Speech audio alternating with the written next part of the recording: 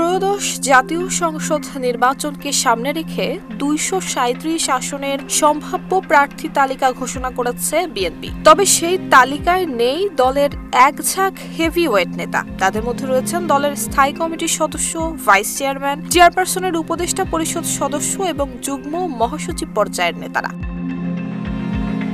৩ November সন্ধ্যায় ঘোষিত এই তালিকায় নাম নেই দলের আলোচিত নেত্রী রুমিন ফারহানার। দেখা যায়নি স্থায়ী কমিটির সদস্য নজরুল ইসলাম খান এবং বেগম সেলিমা রহমানের নাম। স্থায়ী কমিটির সদস্যের পাশাপাশি ভাইস চেয়ারম্যান আসাদুজ্জামান রিপন, চেয়ারপারসনের উপদেষ্টা আব্দুস সালাম এবং মোয়াজ্জেম হোসেন আলালও নেই সম্ভাব্য প্রার্থী তালিকায়।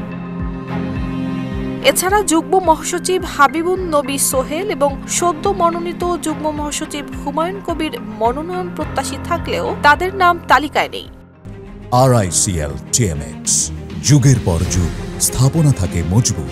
ঢাকা ১০ আসনে পূর্বে বিএনপির প্রার্থী ছিলেন দলের আন্তর্জাতিক বিষয়ক সম্পাদক নাসির উদ্দিন আসিম এবং রবিউল ইসলাম রবি। এবার তাদের দুজনের নামও নেই ঘোষিত তালিকায়। অন্যদিকে বিএনপির সিনিয়র নেতাদের পরিবারের একাধিক সদস্য এবার মনোনয়ন পাননি। দলীয় সিদ্ধান্ত অনুযায়ী জিয়া পরিবারের বাইরে এক পরিবার থেকে একজনের বেশি প্রার্থী করা হয়নি। এই কারণে স্থায়ী কমিটির সদস্য সালাউদ্দিন আহমেদের স্ত্রী হাসিনা আহমেদ, মির্জা আব্বাসের স্ত্রী আফরোজা আব্বাস এবং ইকবাল হাসান মাহমুদ টুকুর স্ত্রী এবং সাবেক সংসদ সদস্য রুমানা মাহমুদও এই তালিকা থেকে বাদ পড়েছেন।